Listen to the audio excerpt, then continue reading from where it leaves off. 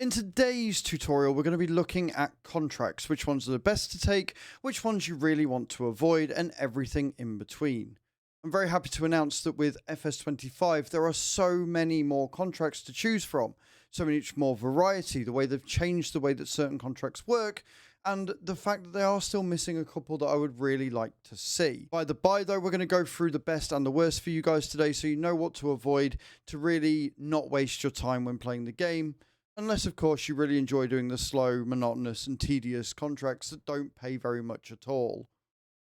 So first off, they have changed the way that they've done contracts in that they've put the new and your active contracts in two separate pages.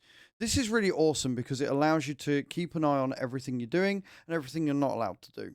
Unfortunately, they have still limited you to 3 contracts per time.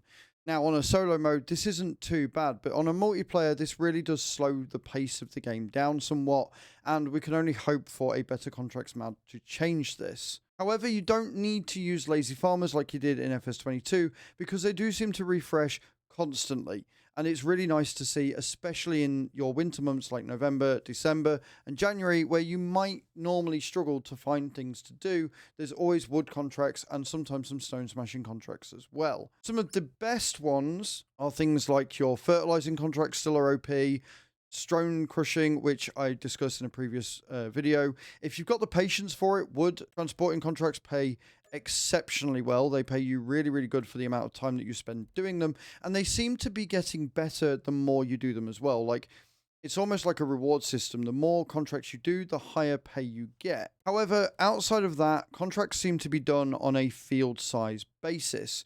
What this means is that it doesn't matter what the contract is for. If you're doing a contract that's on a field, the smaller the field, the less you get paid.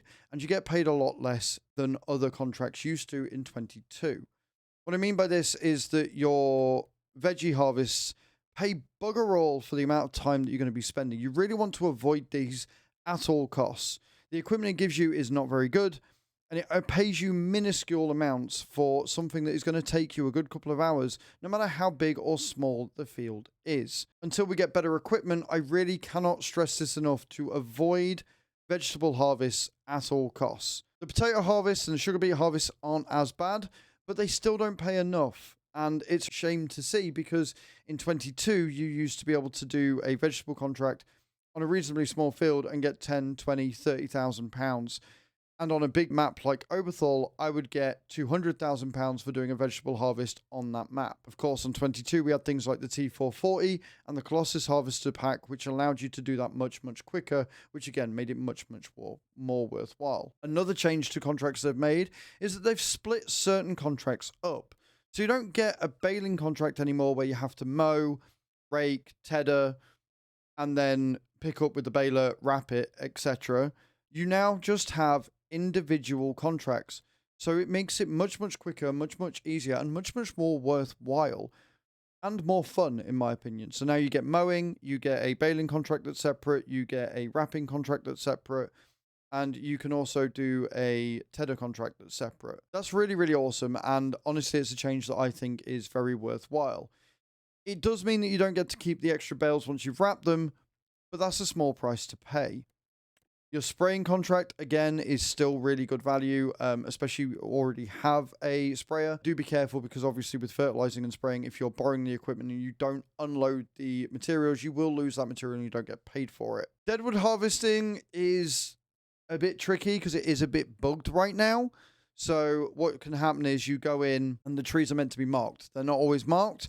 And sometimes they can spawn in weird areas or spawn inside of another tree, which is never what you want either. However, you do have to be careful if you do decide to take these, because whilst they don't pay a lot, you do get to take the wood that you cut down as long as you collect it before you collect the contract. And it is worth noting that if you cut down the wrong tree, you will get fined £2,000 per tree that you cut down wrong. If you're not very careful, you will actually lose out on money because you will pay more in fines than you get for the contract itself. This is also worth noting when you look at borrowing equipment for contracts that don't pay a lot, because the loan amount will actually take either a lot off or all of the money off, and some contracts you'll even end up paying them to do the job.